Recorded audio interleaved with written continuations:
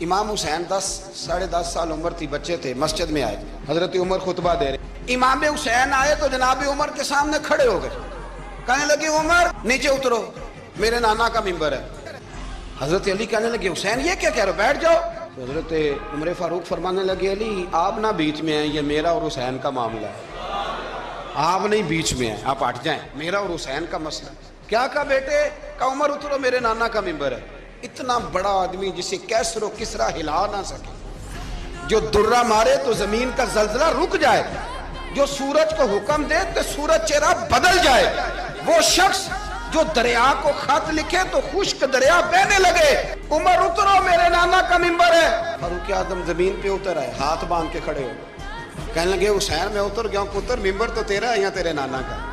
ختم ہو گئی بات۔ تو حضرت امام حسین کہنے لگے جا کے اپنے نانے کے ممبر پہ جائے، تو فاروق اعظم کی چیخ ہی نکل گئی۔